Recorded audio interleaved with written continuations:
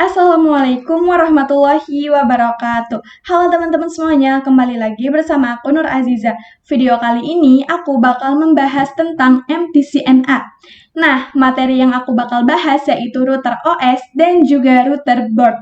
Sebelumnya, di sini untuk router OS, dia itu mengarah ke software atau sistem operasinya. Sedangkan untuk router board itu dia mengarah ke hardware atau perangkat kerasnya.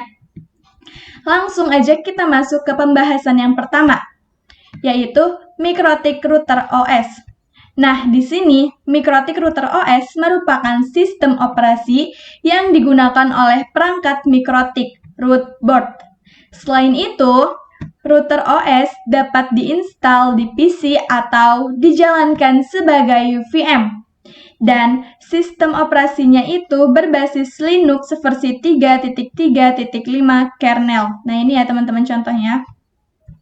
Next, di sini ada MikroTik Router Board. Seperti yang tadi saya telah jelaskan bahwa router board itu dia mengarah ke hardware atau perangkat kerasnya.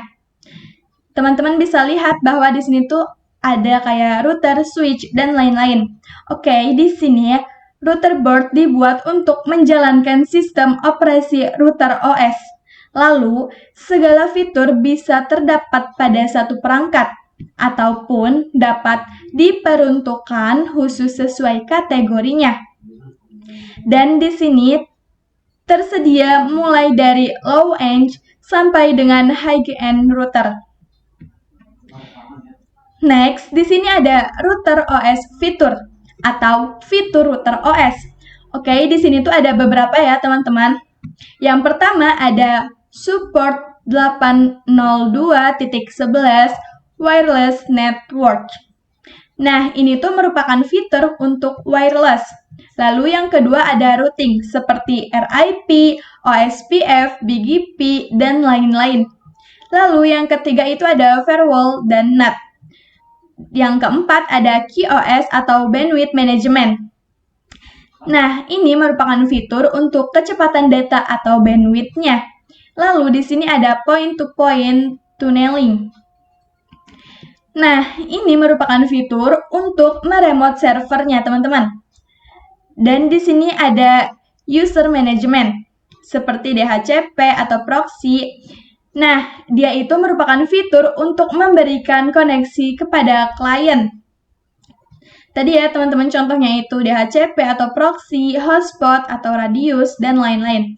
Dan yang terakhir itu ada tools seperti bandwidth test, torch, match, ping, dan lain-lain. Next, di sini ada router board name. Nah, ini tuh merupakan nama pada perangkat router board MikroTik berdasarkan 3 kategori.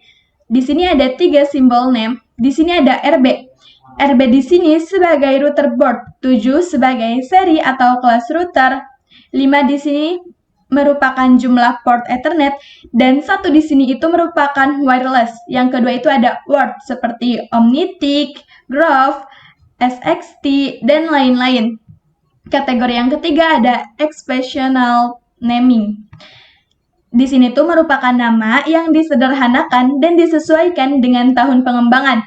Biasanya Ethernet-nya itu lebih dari 9 port. Contohnya itu ada RB 600, 800, 1000, 1100, 1200, dan lain-lain. Next, di sini ada router board type. Nah, ini tuh merupakan kode tipe pada router board. Oke, di sini ada contohnya. Teman-teman bisa lihat RB di sini itu merupakan router board, 9 merupakan 900 series, 5 di sini merupakan port Ethernet, 2 di sini merupakan wireless, UI di sini merupakan fitur board, lalu 5AC2ND itu merupakan fitur wireless, dan TC di sini itu merupakan jenis casing. Oke, di sini ada kode lain yang ada pada router board. Di sini ada U sebagai support port USB, lalu A sebagai memori lebih tinggi dan level lisensi lebih tinggi. H sebagai more powerful CPU, G sebagai support port gigabytes, lalu S di sini sebagai support port SVP, 5 sebagai support frekuensi 5 GHz, 2 sebagai support frekuensi 2,4 GHz, lalu 52 ini tuh merupakan dual band 5 GHz dan 2,4 GHz, dan TC di sini ada tower vertical cast. Nah, teman-teman, untuk melihat produk naming Mikrotik lebih lengkap pada link berikut ini ya. Next, di sini ada arsitektur router board. Arsitektur router board dibedakan berdasarkan jenis dan kinerja prosesor.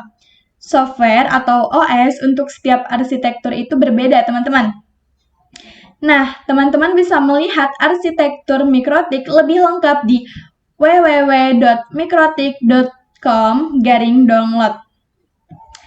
Nah, teman-teman, ini merupakan tabel dari arsitektur board, teman-teman.